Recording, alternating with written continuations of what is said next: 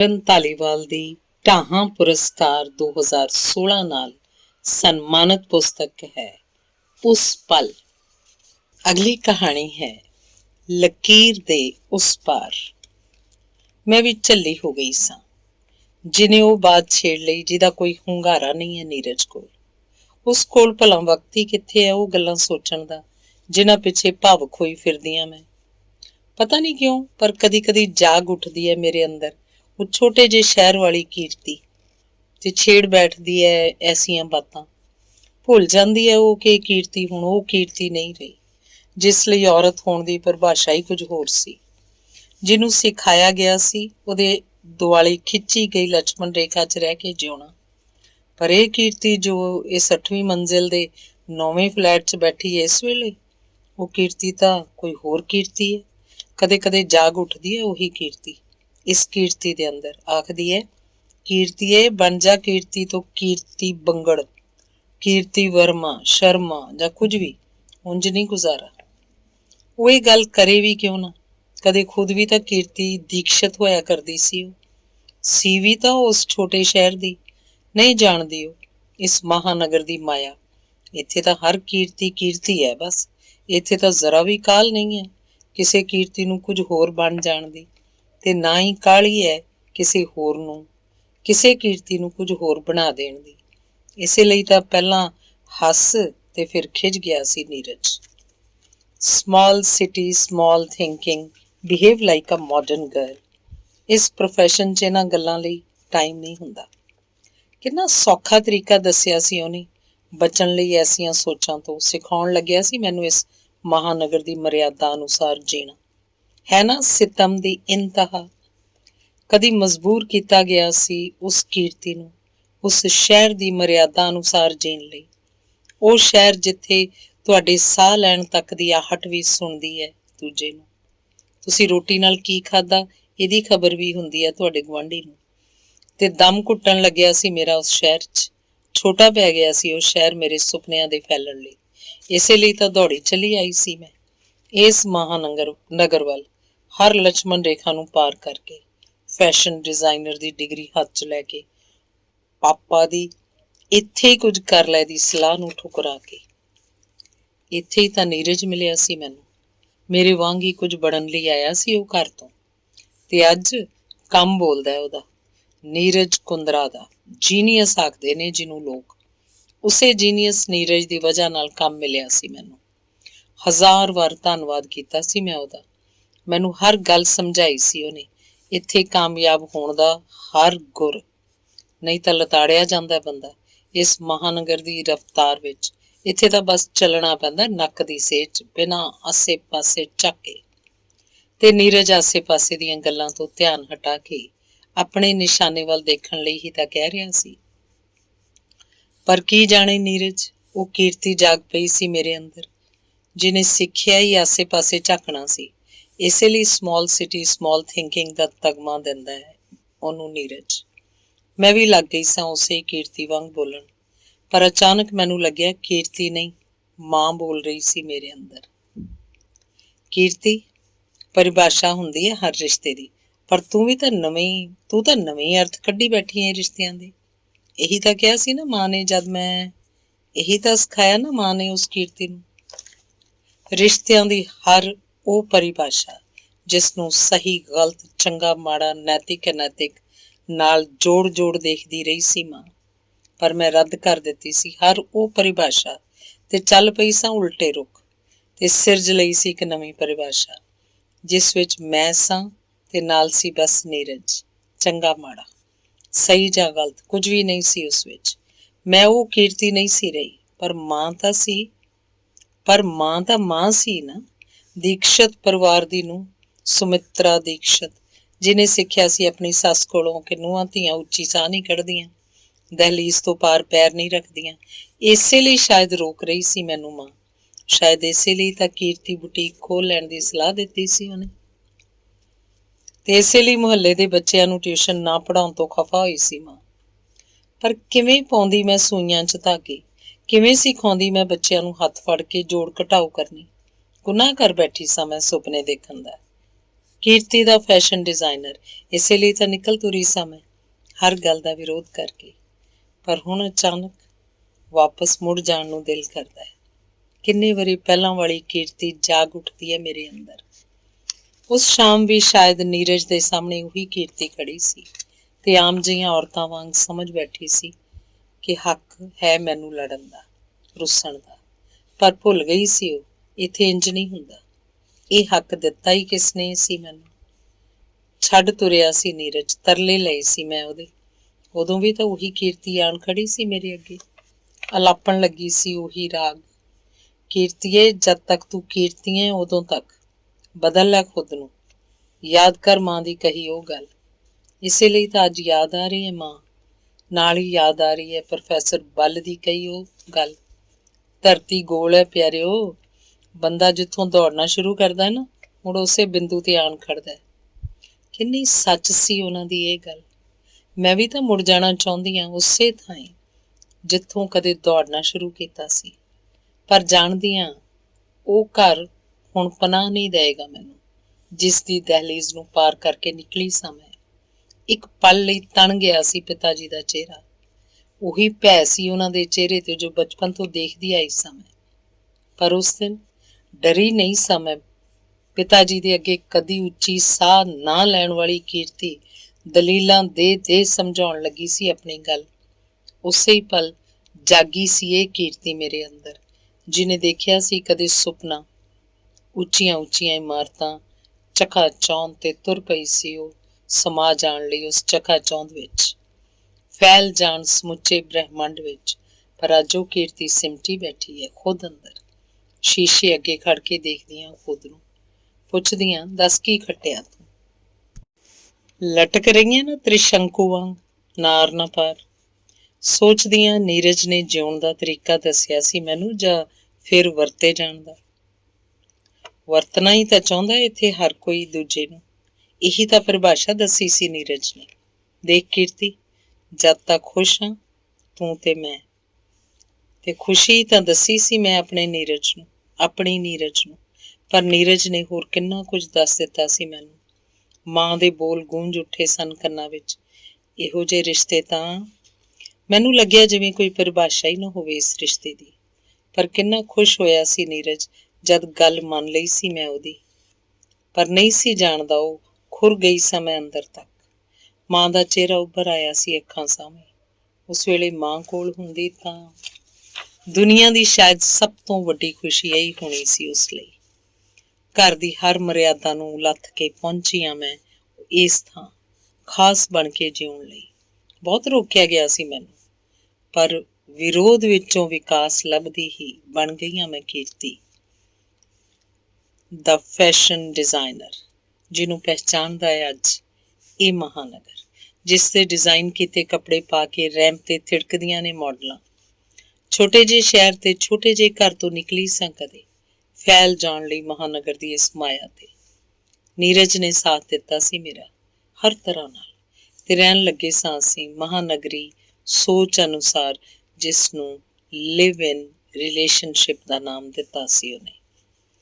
4 ਫੇਰਿਆਂ ਦੀ ਰੀਤ ਤੋਂ ਬਿਨਾਂ ਹੋਰ ਸਾਰਾ ਕੁਝ ਹੀ ਤਾਂ ਸੀ ਇਸ ਰਿਸ਼ਤੇ 'ਚ। ਉਸ ਅੰਦਰਲਾ ਅਸਲੀ ਮਰਦ ਜਾਗਦਾ ਤਾਂ ਉਹ ਪਤੀ ਵਾਂਗ ਵਤੀਰਾ ਕਰਨ ਲੱਗ ਜਾਂਦਾ, ਭੁੱਲ ਜਾਂਦਾ ਆਪਣੇ ਹੀ ਮੂੰਹੋਂ ਦੱਸੀ ਇਸ ਰਿਸ਼ਤੇ ਦੀ ਪਰਿਭਾਸ਼ਾ। ਮੈਨੂੰ ਪਸੰਦ ਨਹੀਂ ਹੈ ਉਹ ਰਿਵਾਇਤੀ ਜਿਹਾ ਸਾਰਾ ਕੁਝ, ਬੋਝ ਵਰਗਾ। ਅਸੀਂ ਖੁਸ਼ ਹਾਂ ਜਦ ਤੱਕ ਇੱਕ ਦੂਜੇ ਨਾਲ, ਨਹੀਂ ਤਾਂ ਛੱਡ ਦੇਵਾਂਗੇ ਇੱਕ ਦੂਜੇ ਨੂੰ। ਇੱਕ ਦੂਜੇ ਦੀ ਆਜ਼ਾਦੀ 'ਚ ਖਲਲ ਨਹੀਂ ਪਾਵਾਂਗੇ ਅਸੀਂ। ਨੀਰਜ ਦੀ ਦੱਸੀ ਇਹ ਪਰਿਭਾਸ਼ਾ ਹੀ ਤਾਂ ਸੁਣਾਈ ਸੀ ਮੈਂ ਮਾਂ ਨੂੰ, ਪਰ ਉਹ ਤਾਂ ਬੁਖਲਾ ਉੱਠੀ ਸੀ ਮੇਰੀ ਇਹ ਨਵੀਂ ਗੱਲ ਸੁਣ ਕੇ। ਘੋਰ ਕਲਯੁਗ ਆ ਗਿਆ, ਹੱਦ ਹੁੰਦੀ ਹੈ ਹਰ ਚੀਜ਼ ਦੀ। ਹੁਣੇ ਵਾਪਸ ਆ ਜਾ ਤੂੰ, ਤੇਰੇ ਬਾਬੂ ਜੀ ਨੂੰ ਪਤਾ ਲੱਗੇ ਤਾਂ ਥਾਂ ਮਰ ਜਾਣ ਉਹ ਤਾਂ। ਕਿੰਨਾ ਕੁਝ ਕਿਹਾ ਸੀ ਮਾਂ ਨੇ, ਤੇ ਉਸ ਦਿਨ ਪਹਿਲੀ ਵਾਰੀ ਜਾਗੀ ਸੀ ਉਹ ਪੁਰਾਣੀ ਕੀਰਤੀ ਮੇਰੇ ਅੰਦਰ, ਜਿਸ ਨੇ ਕਦੇ ਸਿਰ ਤੋਂ ਚੁੰਨੀ ਨਹੀਂ ਸੀ ਲਾਈ, ਝੁਕਾ ਕੇ ਤੁਰਿਆ ਕਰਦੀ ਸੀ ਜੋ ਨਜ਼ਰਾਂ ਨੂੰ। ਪਿਆਰ ਕਰਨਾ ਤਾਂ ਦੂਰ, ਪਿਆਰ ਬਾਰੇ ਸੋਚਣ ਦੀ ਹਿੰਮਤ ਵੀ ਨਹੀਂ ਸੀ ਕੀਤੀ ਜਿਸਨੇ। ਉਹ ਕੀਰਤੀ ਪੁੱਛ ਰਹੀ ਸੀ ਨੀਰਜ ਨੂੰ, ਜੇਕਰ ਪਸੰਦ ਕਰਦੇ ਹਾਂ ਆਪਾਂ ਇੱਕ ਦੂਜੇ ਨੂੰ, ਖੁਸ਼ ਹਾਂ ਇੱਕ ਦੂਜੇ ਨਾਲ, ਫਿਰ ਹਰਜ਼ੀ ਕੀ ਹੈ ਮੈਰਿਜ ਕਰਵਾਉਣ 'ਚ? ਮੁਸਕਾਨ ਗਾਇਬ ਹੋ ਗਈ ਸੀ ਨੀਰਜ ਦੇ ਚਿਹਰੇ ਤੋਂ। ਟਿਪੀਕਲ ਜਿਹਾ ਸੋਚਣਾ ਬੰਦ ਕਰ, ਮੈਥੋਂ ਨਹੀਂ ਫਸ ਹੁੰਦਾ ਐਸੇ ਝਮੇਲਿਆਂ 'ਚ। ਚੁੱਪ ਹੋ ਗਈ ਸੀ ਉਹ ਕੀਰਤੀ ਜਿਹਨੇ ਜਵਾਨੀ ਦੀ ਦਹਿਲੀਜ਼ ਤੇ ਪੈਰ ਧਰਦਿਆਂ ਵੇਖਿਆ ਸੀ ਸੁਪਨਾ ਕਿਸੇ ਰਾਜਕੁਮਾਰ ਦੇ ਘੋੜੇ ਤੇ ਚੜ ਕੇ ਆਉਣ ਦਾ। ਵਿਆਹ ਦੀ ਗੱਲ ਤੁਰਦਿਆਂ ਹੀ ਸ਼ਰਮ ਨਾਲ ਮੂੰਹ ਲਾਲ ਹੋ ਜਾਇਆ ਕਰਦਾ ਸੀ ਜਿਹਦਾ। ਉਹੀ ਕੀਰਤੀ ਉਸ ਰਾਤ ਮੇਰੇ ਸਾਹਮਣੇ ਖੜੀ ਸੀ ਮੇਰੇ ਨਾਲ ਗੱਲਾਂ ਕਰਨ ਲਈ। ਮਰਿਆਦਾ ਹੁੰਦੀ ਹੈ ਕਮਲੀਏ ਹਰ ਰਿਸ਼ਤੇ ਦੀ। ਕੀ ਰਿਸ਼ਤਾ ਹੈ ਤੇਰਾ ਤੇ ਨੀਰਜ ਦਾ? ਹੈ ਕੋਈ ਇਹਦਾ ਨਾਮ? ਸਿਰਫ ਇਸਤੇਮਾਲ ਹੁੰਦੀ ਹੈ ਤੂੰ। ਅਚਾਨਕ ਨੀਰਜ ਨੇ ਪਿੱਛੋਂ ਆ ਕੇ ਬਾਹਾਂ 'ਚ ਭਰ ਲਿਆ ਸੀ ਮੈਨੂੰ। ਭੁੱਲ ਗਈ ਸਾਂ ਮੈਂ ਸਾਰਾ ਕੁਝ, ਹਰ ਪਰਿਭਾਸ਼ਾ, ਹਰ ਮਰਿਆਦਾ। ਉਸ ਵੇਲੇ ਵੀ ਉਹੀ ਕੀਰਤੀ ਖੜੀ ਸੀ ਉਸ ਥਾਂ, ਬੋਲਡ, ਬਿੰਦਾਸ। ਕੁਝ ਛਿਣਾਂ ਬਾਅਦ ਉੱਥੇ ਨਾ ਨੀਰਜ ਸੀ ਨਾ ਕੀਰਤੀ, ਬਸ ਦੋ ਜਿਸਮ ਸਨ, ਜਵਾਨ, ਦਹਿਕਦੇ, ਤਪਦੇ, ਹਰ ਮਰਿਆਦਾ ਉਲੰਘਣ ਲਈ ਬੇਕਰਾਰ, ਹਰ ਮਰਿਆਦਾ ਸੈਂਕੜੇ ਵਾਰ ਉਲੰਘ ਵੀ ਤਾਂ ਚੁੱਕੇ ਸਾਂ ਅਸੀਂ, ਇਸੇ ਲਈ ਤਾਂ ਪਾਰ ਕਰ ਆਏ ਸਾਂ ਹਰ ਕਿਨਾਰਾ। ਸ਼ਾਇਦ ਸਿਰ ਫੜ ਕੇ ਬੈਠ ਗਈ ਹੋਏਗੀ ਮਾਂ, ਬਿਨਾਂ ਵਿਆਹ ਤੋਂ ਰਹਿ ਰਹੀ ਹੈ ਉਹਦੀ ਬੇਟੀ ਕਿਸੇ ਮਰਦ ਨਾਲ। ਸੁਣ ਕੇ ਉਸ ਘਰ ਦੀਆਂ ਕੰਧਾਂ ਵੀ ਦਹਿਲ ਗਈਆਂ ਹੋਣਗੀਆਂ ਤੇ ਕੰਧਾਂ ਤੋਂ ਪਾਰ ਇੱਕ ਅਜੀਬ ਜਿਹੀ ਨਮੋਸ਼ੀ ਫੈਲ ਗਈ ਹੋਣੀ ਹੈ ਪੂਰੇ ਸ਼ਹਿਰ ਉੱਤੇ। ਕੰਨਾਂ 'ਚ ਉਂਗਲਾਂ ਪਾ ਲਈਆਂ ਹੋਣਗੀਆਂ ਸਭ ਨੇ। ਮਾਂ ਵਾਂਗ ਹੀ ਉਹ ਕੀਰਤੀ ਵੀ ਚਾਹੁੰਦੀ ਹੈ ਗਲੇ 'ਚ ਮੰਗਲ ਸੂਤਰ ਪਾ ਲਵਾਂ ਮੈਂ ਕਿਸੇ ਦੇ ਨਾਮ ਦਾ। ਇਸੇ ਲਈ ਤਾਂ ਆਖਦੀ ਹੈ ਹੁਣ ਬਣ ਜਾਵਾਂ ਮੈਂ ਕੀਰਤੀ ਤੋਂ ਕੀਰਤੀ ਵਰਮਾ, ਸ਼ਰਮਾ ਜਾਂ ਕੁਝ ਵੀ। ਪਰ ਮੈਂ ਤਾਂ ਕੀਰਤੀ ਦੀਕਸ਼ਤ ਵੀ ਨਹੀਂ ਸੀ ਰਹੀ। ਪਰ ਮਨ 'ਚ ਭੁਲੇਖਾ ਪਾਲੀ ਬੈਠੀ ਸਾਂ ਕੀਰਤੀ ਕੁੰਦਰਾ ਬਣ ਜਾਣ ਦਾ। ਹੱਕ ਜਤਾਉਣ ਲੱਗੀ ਸਾਂ ਨੀਰਜ ਕੁੰਦਰਾ ਤੇ। NK ਸਟੂਡੀਓ ਗਈ ਸਾਂ ਮੈਂ ਉਸ ਦਿਨ। ਨੀਰਜ ਦੇ ਕੈਬਿਨ ਦਾ ਦਰਵਾਜ਼ਾ ਖੋਲ੍ਹਿਆ ਤਾਂ ਲੱਗਿਆ ਜਿਵੇਂ ਧਰਤੀ ਡੋਲ ਰਹੀ ਹੋਵੇ। ਸਾਹਮਣੇ ਨੀਰਜ ਤੇ ਮੁਗਧਾ। ਸੁੰਨ ਹੋ ਗਈ ਸਾਂ ਮੈਂ। ਜਾਗ ਉੱਠੀ ਸੀ ਉਹ ਕੀਰਤੀ ਜਿਹਦੇ ਸਾਹਮਣੇ ਖੁੱਲੀ ਪਈ ਸੀ ਮਰਿਆਦਾ ਦੀ ਉਹ ਕਿਤਾਬ ਜਿਹਦੇ ਪਹਿਲੇ ਸਫ਼ੇ ਤੇ ਲਿਖਿਆ ਸੀ, ਨਹੀਂ ਵੰਡ ਸਕਦੀ ਔਰਤ ਆਪਣਾ ਮਰਦ ਕਿਸੇ ਹੋਰ ਨਾਲ। ਘਰੇਲੂ ਜੀਆਂ ਔਰਤਾਂ ਵਾਂਗ ਸੋਚਣਾ ਛੱਡ ਦੇ।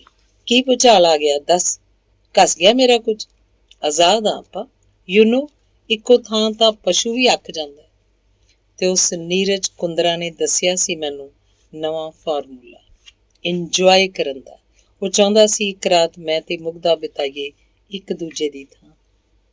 ਮੁਗਧਾ ਨੂੰ ਆਪਣੇ ਬਿਸਤਰੇ ਤੇ ਲਿਆਉਣ ਲਈ ਉਹ ਤਿਆਰ ਸੀ, ਮੈਨੂੰ ਰਾਘਵ ਦੇ ਬੈਡਰੂਮ ਤੱਕ ਭੇਜਣ ਲਈ। ਕੰਬ ਗਈ ਸਾਂ ਮੈਂ। ਰਾਘਵ ਆਣ ਖੜਿਆ ਸੀ ਮੇਰੀਆਂ ਅੱਖਾਂ ਅੱਗੇ, ਜਿਹਨੇ ਕਿਧਰੇ ਬੈਠ ਕੇ ਕੌਫੀ ਪੀਣ ਲਈ ਸੈਂਕੜੇ ਵਾਰ ਕਿਹਾ ਸੀ ਮੈਨੂੰ। ਮੈਂ ਸੋਚਦੀ ਕੀ ਸੋਚੇਗਾ ਨੀਰਜ ਮੇਰੇ ਬਾਰੇ। ਮੈਂ ਕਿਸੇ ਗੈਰ ਮਰਦ ਨਾਲ ਤੇ ਮੈਂ ਕਿਸੇ ਹੋਰ ਨਾਲ ਬੈਠ ਕੇ ਕੌਫੀ ਪੀਣ ਦੀ ਹਿੰਮਤ ਵੀ ਨਹੀਂ ਸੀ ਕੀਤੀ। ਪਰ ਨੀਰਜ, ਕਿੰਨਾ ਫਰਕ ਸੀ ਮੇਰੀ ਤੇ ਉਹਦੀ ਸੋਚ ਦਾ। ਇੱਕੋ ਥਾਂ ਅੱਕਿਆ ਬੈਠਾ ਨੀਰਜ। ਇੰਨਾ ਬੈਕਵਰਡ ਨਾ ਸੋਚਿਆ ਕਰ। ਉਹ ਗੱਲ ਨਹੀਂ ਸੁਣੀ ਤੂੰ, ਸੁਲਗਦੀ ਪਈ ਏ ਜ਼ਿੰਦਗੀ ਪਲ ਪਲ, ਕਸ਼ ਖਿੱਚ ਲੈ ਨਹੀਂ ਤਾਂ। ਮੈਨੂੰ ਤਾਂ ਇਤਰਾਜ਼ ਨਹੀਂ ਹੈ ਕੋਈ, ਲੁਤਫ ਲੈ ਤੂੰ ਵੀ। ਹੈਰਾਨ ਸਾਂ ਮੈਂ ਉਹਦੀ ਸੋਚ ਤੇ। ਰਿਸ਼ਤਿਆਂ ਨੂੰ ਦਾਅ ਤੇ ਲਗਾ ਕੇ ਵੀ ਕੋਈ ਲੁਤਫ ਭਾਲਦਾ ਹੈ ਬੰਦਾ। ਕੋਈ ਆਪਣੀ ਔਰਤ ਵੀ ਬਦਲ ਸਕਦਾ ਦੂਜੇ ਨਾਲ। ਇਹ ਨਵੇਂ ਫਾਰਮੂਲੇ ਨੇ ਇਸ ਮਹਾਨਗਰੀ ਜ਼ਿੰਦਗੀ ਦੇ। ਗਲਾ ਬੈਠਣ ਲੱਗਿਆ ਸੀ ਮੇਰਾ। ਕਰਦੀ ਹਾਂ ਮੈਂ ਘਰੇਲੂ ਔਰਤਾਂ ਵਾਂਗ, ਨਹੀਂ ਬਣ ਸਕਦੀ ਮੈਂ ਤੈਨੂੰ ਕਿਸੇ ਹੋਰ ਨਾਲ। ਪਤਨੀ ਬਣ ਕੇ ਜਿਉਣਾ ਚਾਹੁੰਦੀ ਹਾਂ ਮੈਂ ਤੇਰੀ। ਇਸ ਰਿਸ਼ਤੇ ਦੀ ਪਰਿਭਾਸ਼ਾ ਵੀ ਪਤਾ ਹੈ ਤੈਨੂੰ। ਪਰ ਚਿਹਰਾ ਤਣ ਗਿਆ ਸੀ ਉਹਦਾ। ਵੇਲ ਨਹੀਂ ਹੈ ਮੇਰੇ ਕੋਲ ਇਹਨਾਂ ਫਾਲਤੂ ਗੱਲਾਂ ਬਾਰੇ ਸੋਚਣ ਦੀ। ਤੇ ਵਿਆਹ ਨੂੰ ਫਾਲਤੂ ਦੱਸਣ ਵਾਲਾ ਨੀਰਜ ਮੇਰੇ ਪੇਟ 'ਚ ਪਲ ਰਹੇ ਬੱਚੇ ਨੂੰ ਵੀ ਫਾਲਤੂ ਦੱਸਣ ਲੱਗਿਆ ਸੀ। ਉਹ ਨਹੀਂ ਸੀ ਚਾਹੁੰਦਾ ਕਿ ਪੈਦਾ ਹੋਵੇ ਇਹ ਬੱਚਾ। ਆਖਿਰ ਹਾਰ ਗਈ ਸਾਂ ਮੈਂ। ਡਾਕਟਰ ਵੰਦਨਾ ਨੇ ਮਿਟਾ ਸੁੱਟਿਆ ਸੀ ਉਸ ਜ਼ਿੰਦਗੀ ਨੂੰ। ਉਹਦੇ ਕੈਬਿਨ 'ਚ ਲੱਗੀ ਛੋਟੇ ਜਿਹੇ ਬੱਚੇ ਦੀ ਤਸਵੀਰ ਦੇਖ ਕੇ ਮਾਂ ਦਾ ਚਿਹਰਾ ਘੁੰਮਣ ਲੱਗਿਆ ਸੀ ਮੇਰੀਆਂ ਅੱਖਾਂ ਅੱਗੇ। ਉਹ ਆਖਿਆ ਕਰਦੀ ਸੀ, ਮਾਂ ਬਣਨ ਵਰਗਾ ਕੋਈ ਹੋਰ ਸੁੱਖ ਨਹੀਂ ਹੁੰਦਾ ਔਰਤ ਲਈ।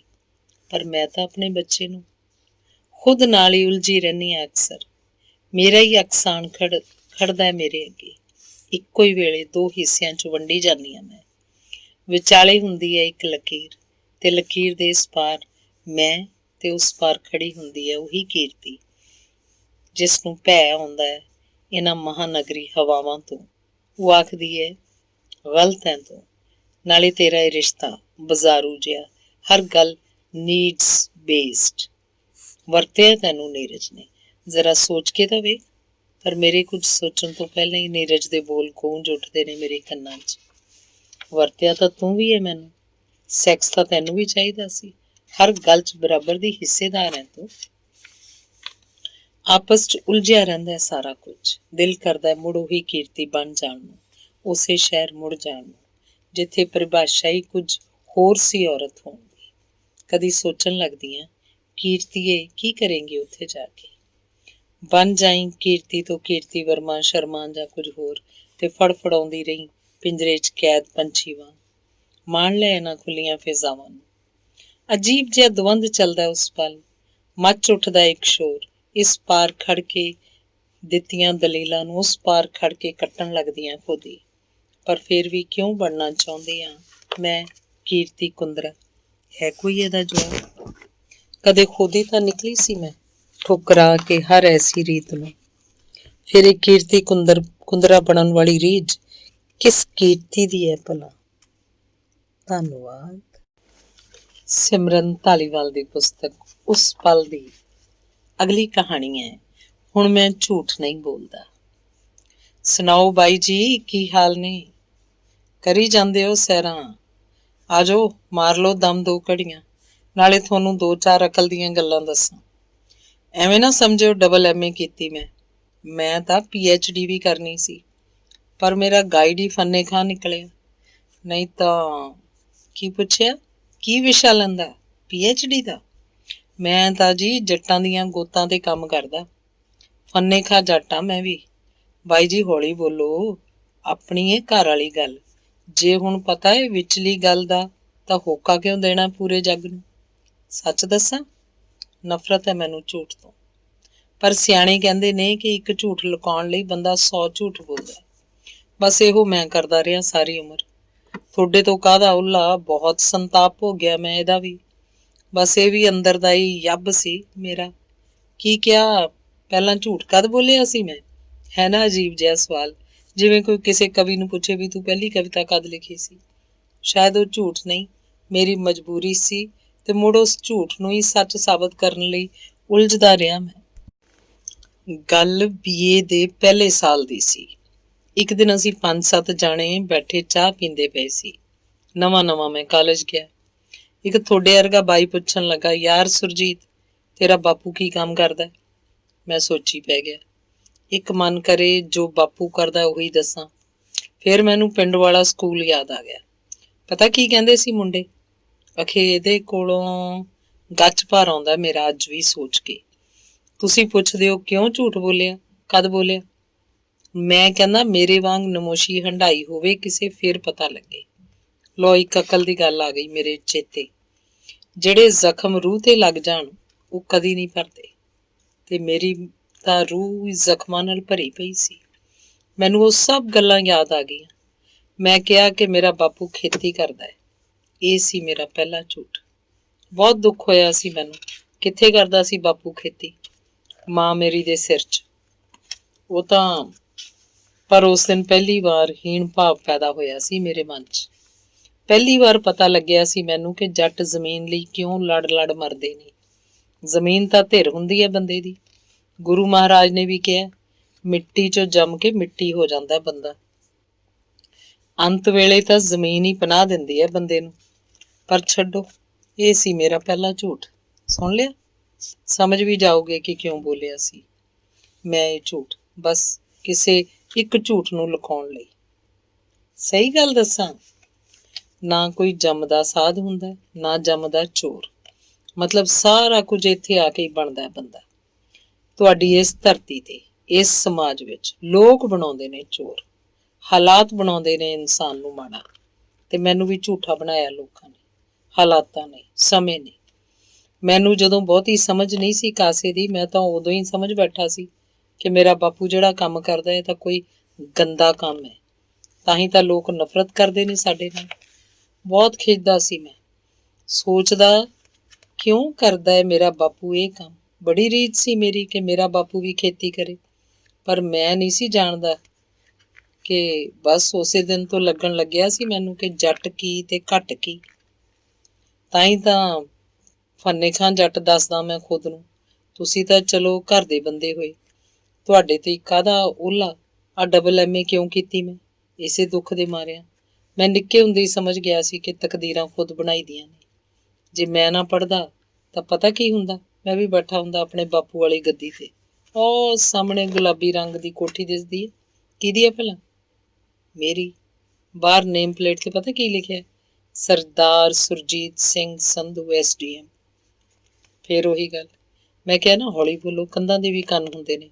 ਮੈਂ ਖੁਦ ਹੀ ਸਮਝਾਉਣਾ ਕਿ ਅਸਲੀ ਕਹਾਣੀ ਹੈ ਕੀ ਵਿੱਚੋਂ। ਮੈਂ ਕਿਹਾ ਸੀ ਨਾ, ਤਕਦੀਰਾਂ ਆਪ ਬਣਾਉਣੀਆਂ ਪੈਂਦੀਆਂ ਨੇ।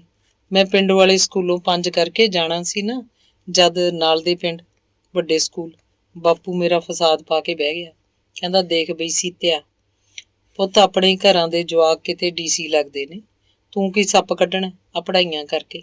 ਆਪਾਂ ਗਰੀਬਾਂ ਨੇ ਤਾਂ ਉਹੀ ਕਰਨਾ ਤੇ ਉਹੀ ਖਾਣਾ। ਉਹ ਕੀ ਕਹਿੰਦੇ ਹੁੰਦੇ ਆ ਬਈ ਘਾਈਆਂ ਦੇ ਪੁੱਤਾਂ ਨੇ ਤਾਂ ਘਾਹ ਹੀ ਖੋਦਣਾ। ਪਰ ਬਾਈ ਜੀ, ਮੈਂ ਨਾ ਘਾਈ ਬਣ ਕੇ ਰਾਜੀ ਸੀ, ਨਾ ਘਾਹ ਖੋਦ ਕੇ। ਮੈਂ ਜ਼ਿੱਦ ਕੀਤੀ, ਅੱਗੇ ਪੜ੍ਹਨ ਲੱਗਿਆ।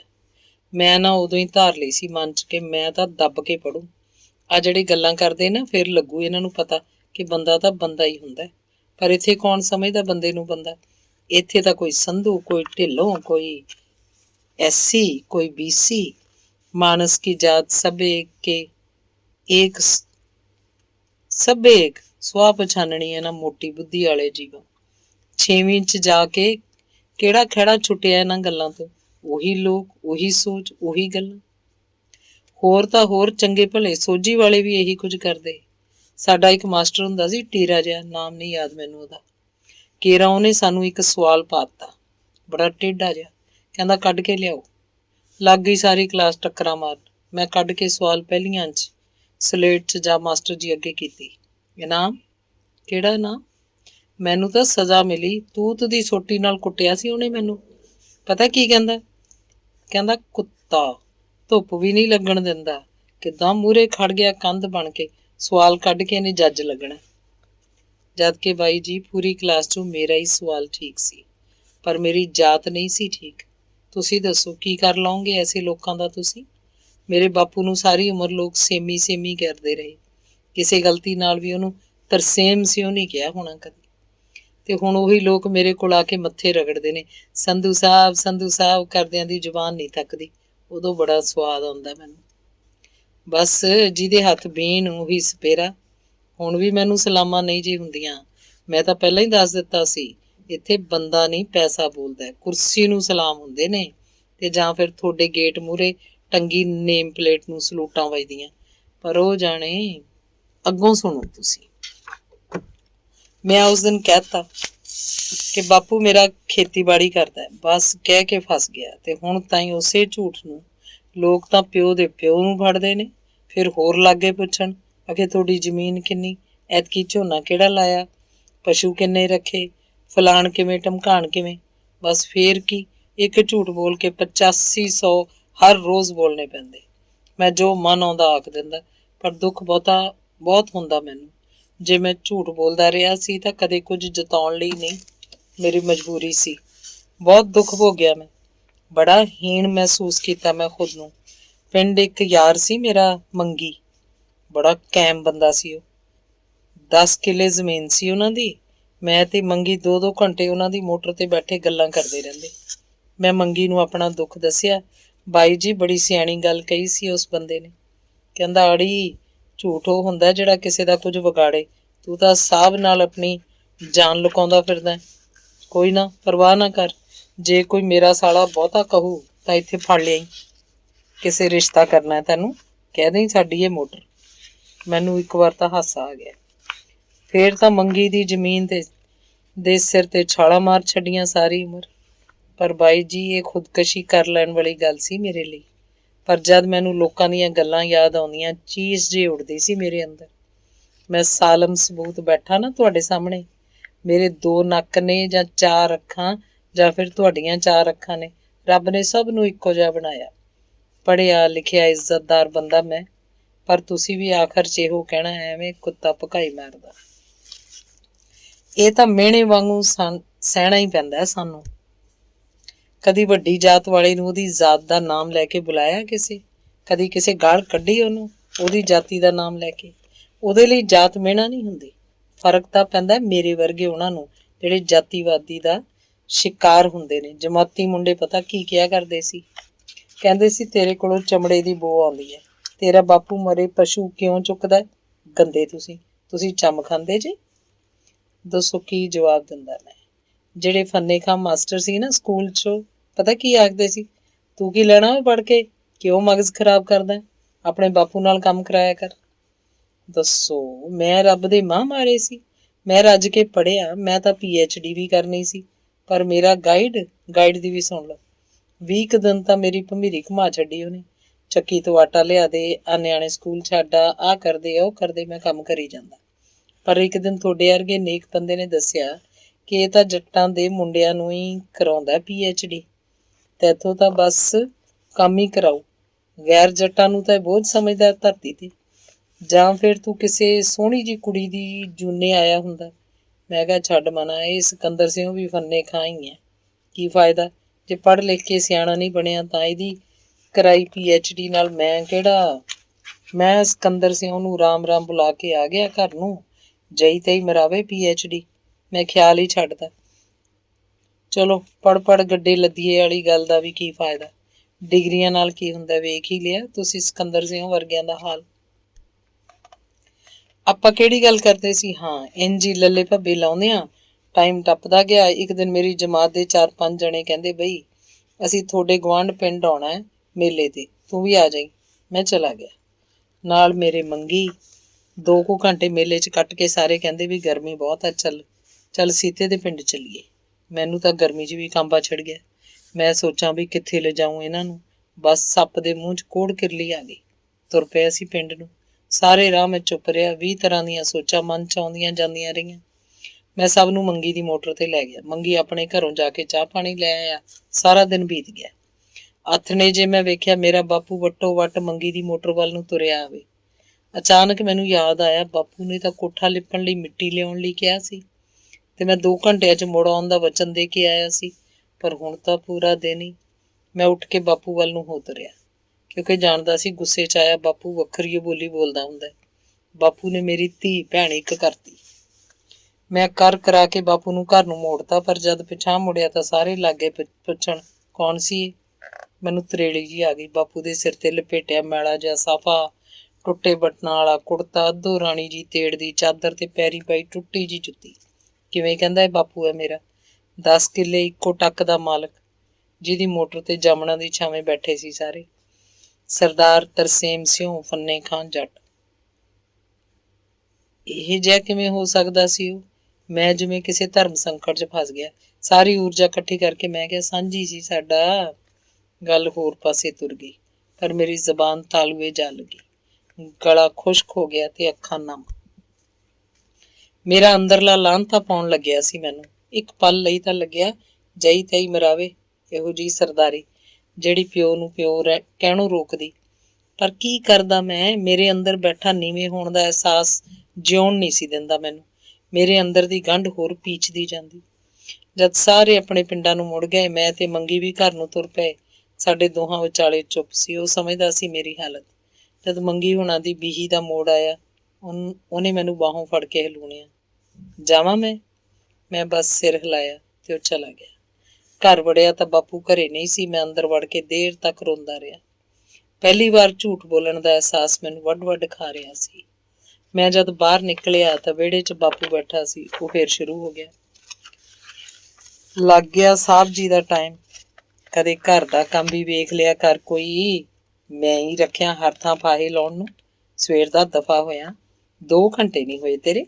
ਖੱਪ ਗਿਆ ਮੈਂ ਰੇੜਾ ਲੱਦਦਾ। 2 ਬਾਲਟੇ ਚੁਕਾ ਦਿੰਦਾ ਤਾਂ ਲਿੱਸਾ ਨਹੀਂ ਸੀ ਹੋਣ ਲੱਗਿਆ। ਸੁਥਣੀ ਜੀ ਫਸਾ ਕੇ ਕਾਲਜ ਦਾ ਪਤਾ, ਆਖੇ ਮੈਂ ਤਾਂ ਅਫਸਰ ਲੱਗਣਾ। ਖੂਹ ਖਲੋਤਾ ਸੀ ਜੰਮਣ ਕੋਲ। ਬਾਪੂ ਇੱਕੋ ਸਾਹੇ ਕਿੰਨਾ ਕੁਝ ਬੋਲ ਗਿਆ। ਮੇਰੀਆਂ ਅੱਖਾਂ ਫੇਰ ਭਰ ਆਈਆਂ, ਗਲਾ ਭਾਰਾ ਹੋ ਗਿਆ। ਕਿਉਂ ਆਇਆ ਤੂੰ ਮੰਗੀ ਦੀ ਮੋਟਰ ਤੇ? ਮੈਂ ਨੇਪਾਲ ਤਾਂ ਨਹੀਂ ਸੀ ਚਲਾ ਗਿਆ? ਮਿੱਟੀ ਭੱਜੀ ਜਾਂਦੀ ਸੀ ਕਿਤੇ। ਕਿਹਨੇ ਕਿਹਾ ਸੀ ਖਪਣ ਨੂੰ? ਅੱਜ ਆਪਣੇ ਜਮਾਤੀਆਂ ਸਾਹਮਣੇ। ਮੈਂ ਰੋਂਦੇ ਹੋਏ ਸਾਰੀ ਗੱਲ ਦੱਸਦੀ। ਇੱਕ ਪਲ ਲਈ ਸਾਡੇ ਵਿਚਾਲੇ ਚੁੱਪ ਵਰਤ ਗਈ। ਬਾਪੂ ਡੌਰ ਭੌਰ ਜਿਹਾ ਝਾਕਣ ਲੱਗਿਆ, ਫਿਰ ਸੁਰਤ ਸਿਰ ਹੁੰਦਾ ਬੋਲਿਆ, ਦੇਖ ਪੁੱਤ ਸੀਤਿਆ, ਕੇਰਾਂ ਇੱਕ ਕਾਂ ਨੂੰ ਮੋਰ ਦੇ ਖੰਭ ਲੱਗ ਗਏ। ਮੋਰ ਦੇ ਖੰਭ ਲਾ ਕੇ ਕਾਂ ਸੋਚੇ ਵੀ ਮੈਂ ਵੀ ਮੋਰ ਬਣ ਗਿਆ। ਕਥਾ ਸੁਣਾ ਕੇ ਬਾਪੂ ਮੇਰੇ ਵੱਲ ਝਾਕਣ ਲੱਗਾ। ਪੁੱਤ ਜੋ ਰੱਬ ਨੇ ਬਣਾ ਕੇ ਭੇਜਤਾ ਇਹਨੂੰ ਕੌਣ ਬਦਲੇ। ਝੂਠ ਦੇ ਪੈਰ ਨਹੀਂ ਹੁੰਦੇ। ਲੋਕਾਂ ਕੋਲੋਂ ਤਾਂ ਲੁਕਾ ਲਏਗਾ, ਪਰ ਆਪਣੇ ਆਪ ਤੋਂ ਕਿਵੇਂ। ਬਾਪੂ ਦੀ ਆਵਾਜ਼ 'ਚ ਨਰਮੀ ਸੀ। ਉਹ ਬੋਲਦਾ ਗਿਆ, ਪਰ ਮੈਨੂੰ ਜਿਵੇਂ ਕੁਝ ਸੁਣਦਾ ਹੀ ਨਹੀਂ ਸੀ। ਕਿੰਨਾ ਗਲਤ ਸੋਚਦਾ ਸੀ ਬਾਪੂ ਵੀ। ਅਖੇ ਰੱਬ ਨੇ, ਦੱਸੋ ਰੱਬ ਨੇ ਬਣਾਈਆਂ ਆਹ ਜਾਤਾਂ ਗੋਤਾਂ? ਰੱਬ ਨੇ ਬਣਾਏ ਇਹ ਉੱਚੇ ਨੀਵੇਂ? ਨਹੀਂ, ਬਿਲਕੁਲ ਨਹੀਂ। ਰੱਬ ਨੇ ਤਾਂ ਬਸ ਬੰਦਾ ਹੀ ਬਣਾਇਆ ਸੀ। ਬੰਦੇ ਨੇ ਅੱਗੇ ਪਤਾ ਨਹੀਂ ਕੀ ਕੀ ਬਣਾ ਧਰਿਆ। ਖੂਨ ਤਾਂ ਸਭ ਦਾ ਲਾਲ ਹੀ ਹੁੰਦਾ। ਹਾਂ, ਪਰ ਦਿਲ ਜ਼ਰੂਰ ਕਾਲੇ ਹੁੰਦੇ ਕਈਆਂ ਦੇ। ਦਿਲ ਤੋਂ ਯਾਦ ਆਇਆ, ਮੈਂ ਵੀ ਦਿਲ ਵਟਾਇਆ ਸੀ ਕਿਸੇ ਨਾਲ, ਪਰ ਮੇਰਾ ਸੰਸਾਰ ਉੱਜੜ ਗਿਆ। ਕਿਉਂ? ਬਸ ਮੇਰੇ ਝੂਠ ਕਰਕੇ। ਮੇਰੀ ਜਾਤ ਨੀਵੀਂ ਸੀ ਇਸ ਕਰਕੇ, ਤੇ ਮੇਰੇ ਬਾਪੂ ਕੋਲ ਜ਼ਮੀਨ ਨਹੀਂ ਸੀ ਇਸ ਕਰਕੇ। ਉੱਚੀ ਜਾਤ ਦੀ ਸੀ ਉਹ, ਪਰ ਪਿਆਰ ਕਿਤੇ ਜਾਤਾਂ ਵੇਖ ਕੇ ਹੁੰਦਾ। ਪਿਆਰ ਤਾਂ ਅਹਿਸਾਸ ਨੂੰ ਕਹਿੰਦੇ ਨੇ। ਅਹਿਸਾਸਾਂ ਦੀ ਕੋਈ ਜਾਤ ਨਹੀਂ ਹੁੰਦੀ। ਪਰ ਉਹ ਉੱਚੀ ਜਾਤ ਵਾਲਾ ਹੀ ਸਮਝਦੀ ਸੀ ਮੈਨੂੰ। ਮੈਂ ਸੱਚ ਦੱਸ ਦੇਣਾ ਚਾਹੁੰਦਾ ਸੀ ਉਹਨੂੰ, ਪਰ ਸੱਚ ਦੱਸਣ ਤੋਂ ਪਹਿਲਾਂ ਹੀ ਮੇਰਾ ਝੂਠ ਫੜਿਆ ਗਿਆ। ਪਤਾ ਨਹੀਂ ਕਿੱਥੋਂ ਮੇਰਾ ਬਾਇਓਡਾਟਾ ਪਤਾ ਲੱਗ ਗਿਆ ਸੀ ਉਹਨੂੰ।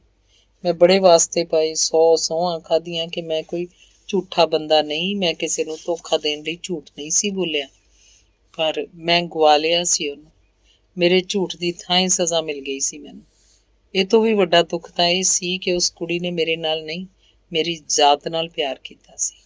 ਉਹਨੇ ਕਦੇ ਇਨਸਾਨ ਦੇ ਤੌਰ ਤੇ ਵੇਖਿਆ ਹੀ ਨਹੀਂ ਸੀ ਮੈਨੂੰ। ਮੈਂ ਦਿਲ ਪੱਥਰ ਕਰ ਲਿਆ। ਸੋਚਿਆ ਛੱਡ ਮਨਾ, ਜੇ ਪਿਆਰ ਹੀ ਹੁੰਦਾ ਤਾਂ ਉਹ ਇੰਜ ਨਾ ਕਰਦੀ। ਬਸ ਰਾਤ ਗਈ ਬਾਤ ਗਈ। ਆਪਾਂ ਗੱਲ ਅੱਗੇ ਤੋਰੀਏ। ਵੇਖ ਨਾ, ਕੀ ਲੈ ਜਾਣਾ ਬੰਦੇ ਨੇ ਨਾਲ।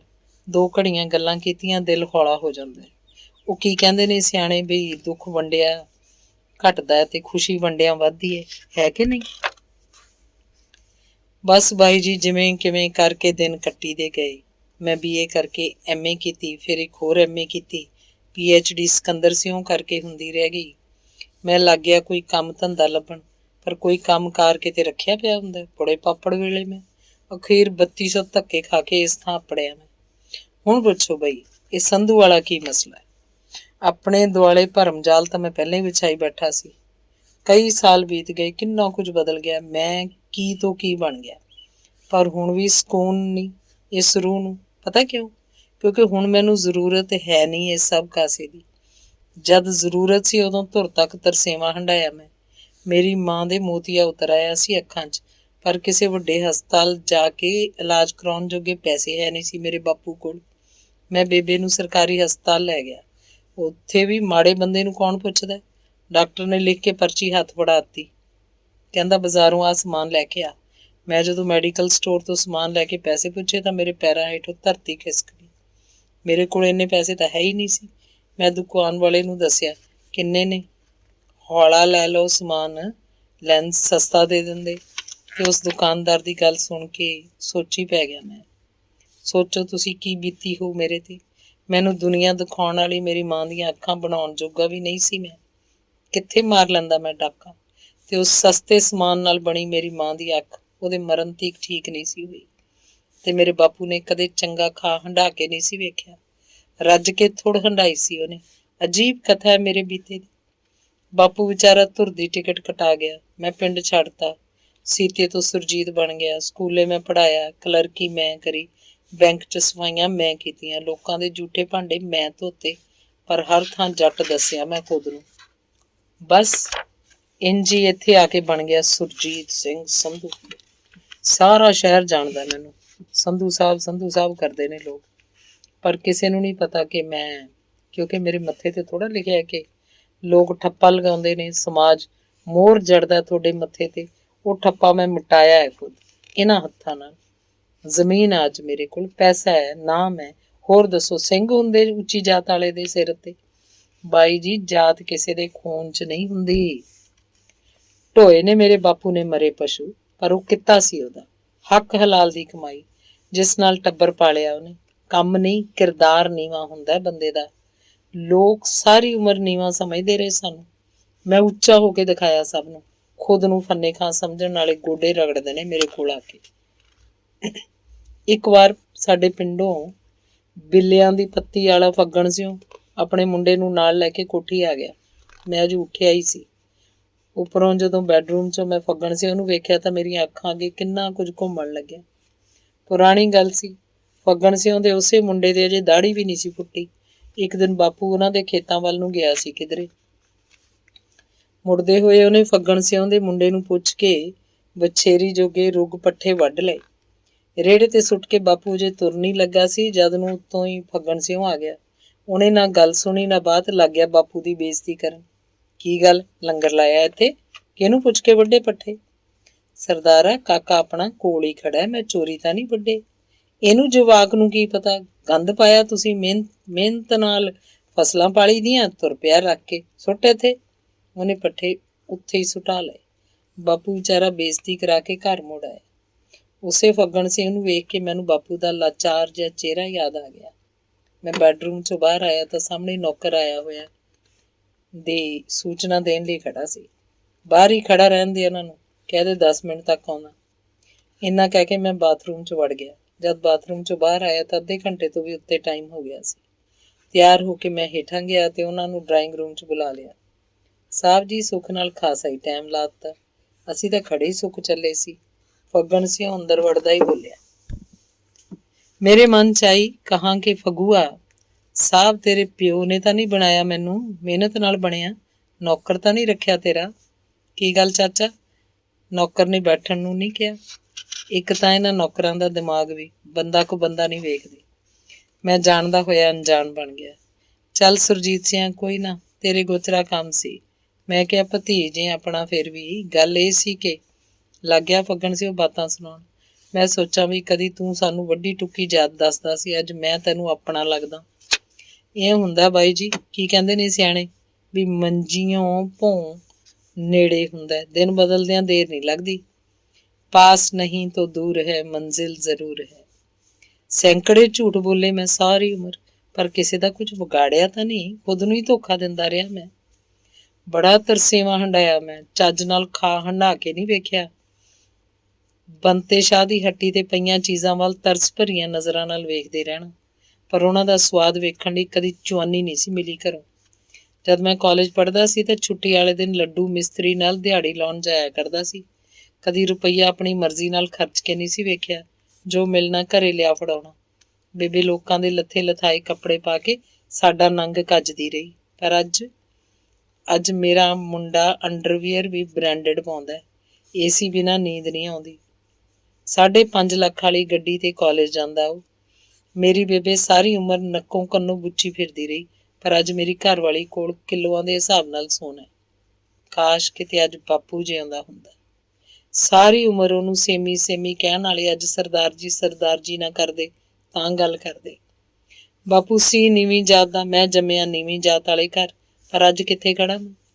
ਜਿਹੜੇ ਸਮਝਦੇ ਨਾ ਖੁਦ ਨੂੰ ਫੰਨੇ ਖਾਂ, ਵੱਡੀਆਂ ਜਾਤਾਂ ਵਾਲੇ, ਟਿੱਚ ਸਮਝਦਾ ਮੈਂ ਸਭ ਨੂੰ। ਗੱਲ ਤਾਂ ਕਰੇ ਕੋਈ ਮੇਰੇ ਨਾਲ। ਤੁਸੀਂ ਵੀ ਸੋਚਦੇ ਹੋਵੋਗੇ ਵੀ ਜਿਹੜੀਆਂ ਗੱਲਾਂ ਮੈਂ ਸਾਰੀ ਦੁਨੀਆ ਤੋਂ ਲੁਕਾਉਂਦਾ ਰਿਹਾ ਉਹ ਤੁਹਾਨੂੰ ਕਿਉਂ ਦੱਸੀ ਜਾਣਾ, ਹੈ ਨਾ? ਇਹੀ ਸੋਚ ਰਹੇ ਸੀ ਨਾ ਹੁਣੇ ਤੁਸੀਂ? ਸਹੀ ਦੱਸਾਂ ਬਾਈ ਜੀ, ਥੱਕ ਗਿਆ ਮੈਂ ਝੂਠ ਬੋਲ ਬੋਲ। ਹੁਣ ਦਿਲ ਕਰਦਾ ਆਪਣੀ ਹਰ ਗੱਲ ਕਿਸੇ ਦੂਜੇ ਨੂੰ ਦੱਸਾਂ ਤਾਂ ਜੋ ਮਨ ਹਲਕਾ ਹੋ ਜਾਏ ਮੇਰਾ। ਬਾਈ ਜੀ, ਕਿੱਧਰ ਚੱਲੇ ਤੁਸੀਂ? ਜ਼ਰਾ ਬੈਠੋ, ਗੱਲ ਤਾਂ ਸੁਣੋ ਮੇਰੀ। ਲੈ ਹੱਦ ਹੋ ਗਈ, ਕੌਣ ਕਹਿੰਦਾ ਮੈਂ ਯੱਕੜ ਮਾਰਦਾ? ਦੱਸੋ, ਹਿੱਲ ਗਿਆ ਜਾਪਦਾ ਮੈਂ ਤੁਹਾਨੂੰ?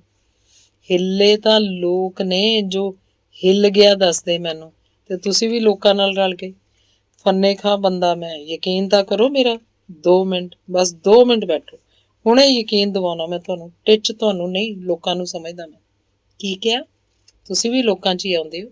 ਨਹੀਂ ਨਹੀਂ, ਆਹ ਗੱਲ ਮੈਂ ਤਾਂ ਨਹੀਂ ਕਹਿੰਦਾ, ਮੈਂ ਤਾਂ ਆਪਣਾ ਸਮਝ ਕੇ ਇੰਨੀਆਂ ਗੱਲਾਂ ਕਰੀਆਂ ਤੁਹਾਡੇ ਨਾਲ। ਚੱਲ ਬੈਠੋ, 2-4 ਅਕਲ ਦੀਆਂ ਗੱਲਾਂ ਤਾਂ ਸੁਣ ਲਓ। ਤੁਸੀਂ ਤਾਂ ਗੁੱਸਾ ਕਰ ਗਏ। ਰੁਕੋ ਤਾਂ ਸਹੀ, ਮੇਰੀ ਗੱਲ ਤਾਂ ਸੁਣੋ। ਸੂਰਜ ਮੱਥੇ ਲੱਗਦਾ ਹੈ, ਮੈਂ ਸੱਚ ਦੱਸਦਾ ਤੁਹਾਨੂੰ ਸਾਰਾ ਕੁਝ। ਬਾਈ ਜੀ, ਹੁਣ ਮੈਂ ਝੂਠ ਨਹੀਂ ਬੋਲਦਾ। ਧੰਨਵਾਦ।